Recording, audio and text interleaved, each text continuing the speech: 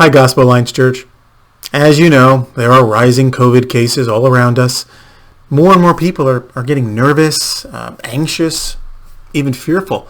Some are disconnected from their loved ones, and some have even lost some of their loved ones. There's still political tensions and division, and a dark cloud has descended and settled over some hearts. There's even uncertainty that we will be able to even celebrate Christmas anything like what we are used to. So as the days bring us closer to Christmas, to the celebration of Advent, let me share some thoughts with you from that familiar story that we've all heard before. In Luke chapter 2, we are told that in those days there went out from Caesar Augustus a decree that all the world should be registered.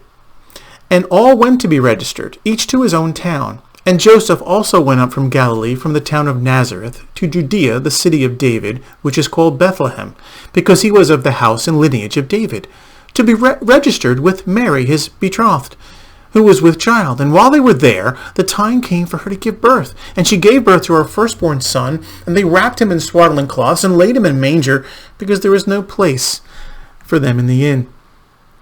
You know, the prophets were clear that the Messiah, the answer to Israel as well as all of humanity's problems, would be born in Bethlehem, the place of the descendant of the great King David.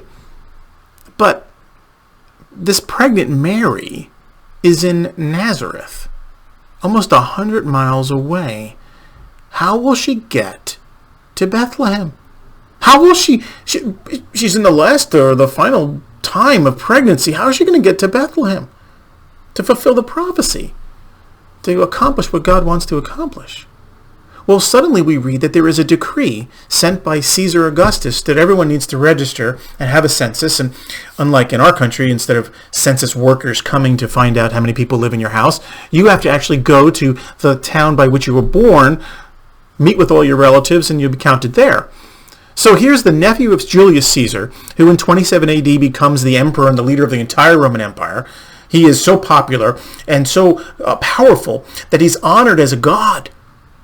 He conquered land and expanded the Roman Empire, unlike even Julius Caesar before him, with elite Roman legions. He was powerful, but ungodly and despicable. And yet God uses this ungodly king to accomplish what he wants, to get Mary from Nazareth to Bethlehem. God provides a way. God provides a way. Now let's think about this trip to Bethlehem. They're traveling about 90 miles. They have to go during the flatland of the Jordan River. So they go down from Nazareth to the Jordan. They follow the river. Then they have to climb the mountain to get to Bethlehem. It's basically a fairly grueling trip that they're not traveling on car. They're probably walking, and maybe they have a donkey for the luggage or maybe for Mary to be on. It's like us walking to Caldwell, Ohio. And during that time, I'm sure that there's a nervousness. You know, she's pregnant. Who knows what's happening? All the bouncing and moving. These roads aren't paved. There's danger of robbers along the sides of the roads. It's even challenging to make the journey itself, especially uphill. And they're supposed to meet with the relatives in Bethlehem that would be, I don't know if they'd be waiting for them, but the relatives are gathering together. But they arrive, and there's no space in the inn. God provides not just a way, but God provides a different way. There's no space in the inn, but let me give you some perspective here. There are no Holiday Inns in Israel in the first century. There are no hotels or motels or inns as we would understand them today. It rather refers, when it speaks of an inn, it rather refers to a guest room or a furnished upper room of someone's private house. So picture this. You are arriving at your relative's home, your ancestor's home, expecting to be cared for, with a pregnant wife, and there are so many other relatives that have already gotten there before you that there's no room left. There's no space left in the furnished room. So, since hospitality is so important in that culture, Your relatives aren't going to just kick you out on the street. Instead, they send you to where the manger is, which is where the animals are kept and where they eat. And understand this, that is in the home still.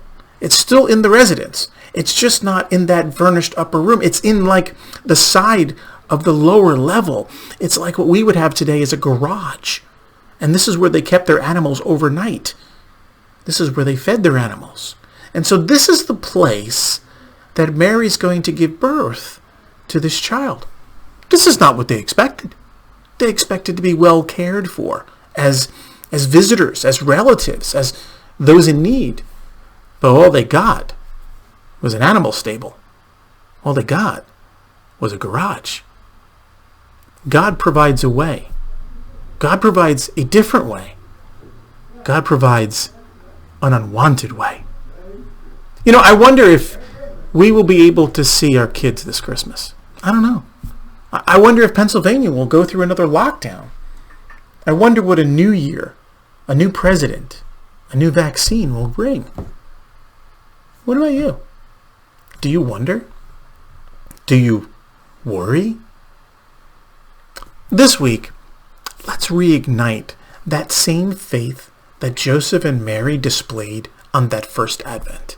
As we look into the uncertainty of what future holds and the ways that God might be different or unwanted, let us hold on to that same faith, a faith that holds firm to a God who always provides a way to accomplish what he wants, even if it's different, even if it's unwanted, even if the inn is full.